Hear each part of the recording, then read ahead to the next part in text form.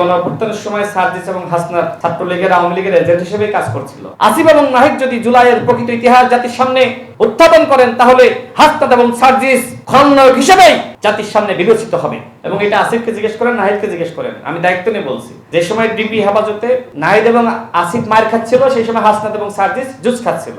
আমি যে এত কিছু জানি এইটাই আমার অপরাধ। মানে গণঅভ্যুত্থানের সময় যেটা ফারুক ওয়াসিফ ভাই বলছিলেন যে সমন্বয়কদের মধ্যেও সমন্বয় ছিল না, অর্থাৎ নাহিদ এবং আসিফ চাচ্ছিল শেখ হাসিনার পতন এবং হাসনাত এবং সার্জিস চাচ্ছিল যে কিভাবে হাসিনাকে রক্ষা করা যায়। সেই হাসনাত এবং সার্জিস আজকে বড় বড় কথা বলে জুলাইয়ের পক্ষের শক্তি হিসেবে দাবি করে, এটা তো লজ্জাজনক। হ্যাঁ, আসিফ, নাহিদ, বাকের মজুমদার বা নুসরাত তাবাসসুম তাদের অনেক ভূমিকা আছে, স্যাক্রিফাইস আছে, তাদেরকে আমরা স্নেহ করি, শ্রদ্ধা করি। কিন্তু হাসনাত এবং সার্জিস গণঅভ্যুত্থানের পক্ষের শক্তি ছিল না, তারা কোটা সংস্কার আন্দোলন চেয়েছিল।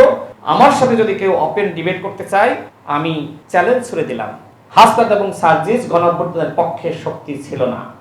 3 আগস্ট হাসনাত এবং সার্জিসকে প্রতিহত করার জন্য আসিফ মাহমুদ একটা টিমকে দায়িত্ব দিয়েছিল। আসিফ মাহমুদ ওই সময় সঠিক কাজটাই করেছিল, কিন্তু আসিফ মাহমুদ সব থেকে তার জীবনের বড় ভুল করেছে। গণঅভ্যুত্থানের প্রকৃত ইতিহাস রচনা করতে পারে নাই, একটি মিথ্যা এবং একপাক্ষিক ইতিহাস সে রচনা করেছে। কেন মিথ্যা বললাম? কারণ আপনি প্রকৃত সত্যকে জাতির সামনে উত্থাপন করতে পারেন নাই। নাহিদ ইসলামকে বলবো, প্রকৃত পক্ষে যদি জুলাইকে ধারণ করেন তাহলে জুলাইয়ের প্রকৃত ইতিহাস, সেই ইতিহাস আপনি একজন মুসলমান হিসেবে, ইমানদার হিসেবে জাতির সামনে উত্থাপন করেন।